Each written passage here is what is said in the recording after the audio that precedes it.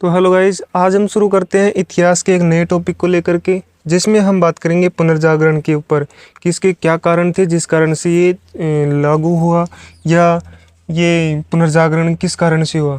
तो सबसे पहले हम बात करें इसके अर्थ की, तो इसका अर्थ हम इस तरह से देख सकते हैं कि 14वीं शताब्दी से लेकर के 17वीं शताब्दी के मध्य जो यूरोप महाद्वीप है उसके अंदर लोगों के अंदर जो बौद्धिक चेतना उत्पन्न हुई या बौद्धिक चेतना का विकास हुआ, हम उसे बोल सकते हैं पुनर्जागरण यानी पुनः जगना।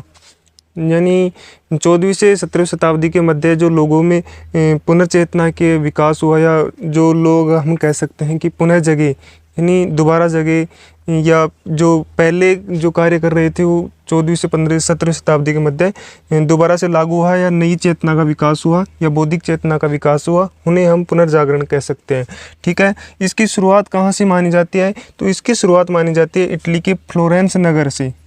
ठीक है, इटली के अंदर एक नगर है जिसका नाम है फ्लोरेंस। उस फ्लोरेंस नगर से इस पुनर्जागरण की शुरुआत मानी जाती है। तो ये समझ में आया होगा आपको।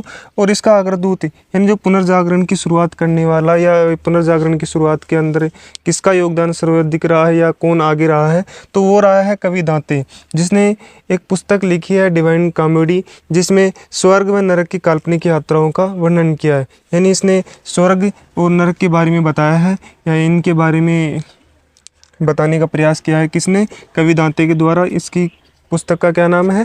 Divine comedy. ये छोटी क्वेश्चंस के अंदर काम आएगा। तो ये तो बात होगी इसकी सामान्य सी कि जो पुनर्जागरण है उसे क्या बोलते हैं, कहाँ से शुरू हुआ और किसके द्वारा शुरू हुआ। ठीक है, अब हम बात करते हैं कि इसका क्या कारण था जिस कारण से इस पुनर्जागरण की शुरुआत हुई। ठीक है, जिसमें पहला है धर्म युद्ध की भूमिका। ठीक है, धर्म युद्ध में हम इस तरह से कह सकते हैं कि जो ईसाई धर्म की एक धार्मिक स्थल था, ईसाइयों का धार्मिक स्थल था जिसका नाम था यरूशलेम, उनके ऊपर मुसलमानों के द्वारा क्या किया गया? आक्रमण किया गया। ठीक है, या इनके ऊपर बार बार आक्रमण किए गए, या यरूशलेम को लेकर के ईसाई और मुसलमानों के मध्य जो युद्ध हुआ, जो कम से कम भी 200 वर्षों तक चला था, उस युद्ध का कारण भी जो हुआ है वो धर्म युद्ध है। ठीक है, धर्म युद्ध होने का कारण क्या है? यरूशलेम है। और ये धर्म युद्ध क्या कारण बनता है? पुनर्जागरण का कारण बनता है। यानी यहाँ पे क्या होते थे? पहले पोप रहा करते थे। ठीक है, जो यूरोप महाद्वीप में या इटली वगैरह में पोपों का वर्चस्व सर्वाधिक था, और वो अपने आप को सबसे बड़ी शक्ति मानते थे, या सबसे बड़ा जो मानते थे राज्य के अंदर, वो खुद को मानते थे, यानी पोप लोग मानते थे। और जो वहाँ की जनता थी वो पोप को ही सबसे सर्वोपरि मानती थी। यहाँ तक कि शासक का निर्वाचन, यानी शासक कौन बनेगा, यह भी पोप ही निर्धारित करता था उस समय पे। यानी वो एक धार्मिक गुरु था उस समय का, जिस समय यरूशलेम को लेकर के युद्ध हुआ। तो यरूशलेम ईसाइयों के का धार्मिक स्थल था। इसके ऊपर मुसलमानों के द्वारा युद्ध हुआ, क्योंकि मुसलमानों को इसके अंदर जाने नहीं दिया जाता था। ये कारण हुआ जो 200 वर्षों तक ये युद्ध चला। और ये एक धर्म युद्ध था, यानी एक धर्म स्थल को लेकर ही था, धार्मिक स्थल को लेकर ही था, इसलिए इसे धर्म युद्ध कहा जाता है। और जो धर्म युद्ध किस लिए बना कि यहाँ के जो पोप थे उनको हटा दिया गया है पद से, यानी यहाँ की जनता के द्वारा पोपों से मुक्त हो गए थे, जिस कारण से एक ये कारण बन धर्म युद्ध। दूसरा, कुस्तुनतुनिया पर तुर्कों का अधिकार। ये 1453 ईस्वी में क्या था? रोमन राज्य की राजधानी थी। कौन? कुस्तुनतुनिया। इसके ऊपर किसने आक्रमण कर लिया? तो उस्मानी तुर्कों ने। ठीक है, इसने यहाँ पे आक्रमण किया और लूटपाट शुरू कर दी, जिस कारण से जो क्या थे, यानी यहाँ के लोग थे, कुस्तुनतुनिया के लोग थे, ये यहाँ से दूसरी तरफ जाना प्रारंभ कर दिया।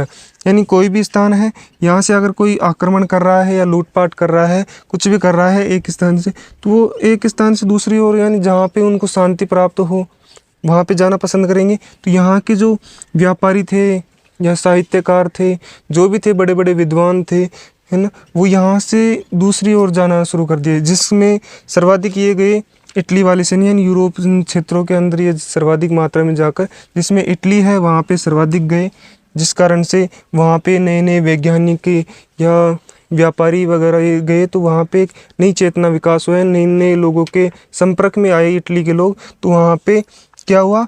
पुनर्जागरण हुआ। ठीक है, तो एक कारण माना जाता है कुस्तुनतुनिया पर तुर्कों का आक्रमण। तीसरा है कागज़ में छापेखानी का विकास, कि उस समय पे यानी जिस समय कागज़ या छापेखानी का आविष्कार नहीं हुआ था, यानी लोगों के द्वारा यानी अपनी भाषा के द्वारा, अपने वाक्य के द्वारा ही लोगों के द्वारा अपने विचार प्रकट करते थे। वो उस समय की बात था जिस समय पुनर्जागरण में शुरुआत हुआ और कागज़ में छापेखानी का आविष्कार।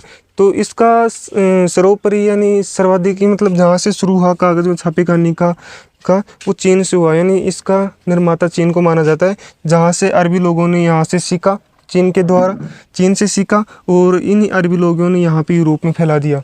किसको? इन कागज़ और छापेखानी का आविष्कार कर दिया। ठीक है, जिस कारण से जो भी पुस्तकें थी, जो भी साहित्य था, वो सस्ते दामों पर मिलने लगे। जैसे मान लीजिए कोई भी कागज़ का अगर जहाँ पे उपयोग या जहाँ पे निर्माण हो रहा है, छापेखानी का निर्माण हो रहा है, जहाँ पे लोगों के द्वारा लिखा जाता था, वो कम से कम भी 1, 2, 3, 4 महीने लग जाते थे लिखने के अंदर एक बुक को, जहाँ पे एक दिन के अंदर 500-700 बुकें लिखी जाने लग गई। तो साहित्य में जो अधिक पैसों पे या अधिक मूल्य में जो साहित्य मिल रहा था उस सस्ते में मिलेगा, उस सस्ते में मिलने के कारण सभी के को साहित्य, अच्छा साहित्य प्राप्त होगा, पढ़ने के लिए अच्छी अच्छी किताबें प्राप्त होंगी।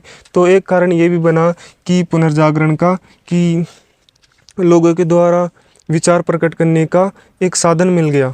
ठीक है, कागज़ और छापेखानी के द्वारा। तो एक पुनर्जागरण का कारण ये भी हो गया, जो अरबी लोगों के द्वारा कहाँ पे? यूरोप में फैलाया गया। ठीक है, चौथा है सस्ते में उन्नत साहित्य का पर्याप्त मात्रा में उपलब्ध होना, जो अभी हमने बात की कि यहाँ पे छापेखानी का आविष्कार होया, कागज़ का, तो उन्नत यहाँ भी यानी सस्ता भी मिलेगा और उन्नत भी।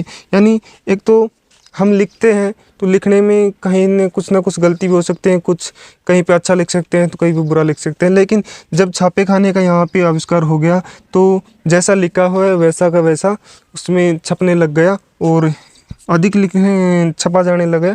तो एक ये हो गया जो सस्ता हुआ, उन्नत मिलने लग गया। एक व्यापार व वाणिज्य का विकास हो भी एक ही कारण बनता है किसका? पुनर्जागरण का। यानी जो मध्यकाल में जो व्यापार होता था वो सीमित लोगों के द्वारा ही होता था, यानी जो पोप के अधिकारी हुआ करते थे उन्हीं के द्वारा व्यापार किया जाता था। तो एक कारण ये हुआ कि मध्यकाल में कुछ ही लोगों तक व्यापार था, जो नए लोगों के संपर्क में आने, जब कुस्तुनतुनिया पर आक्रमण हुआ और यहाँ के व्यापारी वगैरह लोग जब इटली में जाकर बसे तो वहाँ पे व्यापारी भी गए थे और वो यहाँ के लोगों के संपर्क में आए। तो देखिए, जो भी अच्छा व्यक्ति है अच्छे लोगों के संपर्क में आएगा तो अच्छा ही फैलाएगा, जब बुरा व्यक्ति बुरे लोगों के संपर्क में आएगा तो बुरा ही फैलाएगा। जब यहाँ के लोग अच्छे लोग थे और वहाँ पे गए तो वहाँ पे अच्छा ही फैलाई और व्यापार वगैरह इन लोगों के द्वारा उनको भी सिखाया गया। तो यहाँ के लोगों पे जो चीज़ों की कमी आती थी यानी जो सामग्री की कमी आती थी उनकी पहुँच वहाँ तक गई, यानी वहाँ से वो सामग्री लाने लग गए। तो एक ये भी हुआ कि वहाँ पे लोगों के जो संपर्क आया, व्यापार अगर दूसरे देशों के अंदर जाकर व्यापार वगैरह करेंगे तो वहाँ की नई नई तकनीकी, नई नई जो भी आविष्कार वगैरह वो अपने भी राष्ट्र के अंदर आकर फैलाएंगे। तो इसी तरह से इटली के अंदर जो व्यापार और वाणिज्य का विकास हुआ वो भी एक ही पुनर्जागरण का कारण बनता है। इस तरह से हमने पुनर्जागरण को देखा है।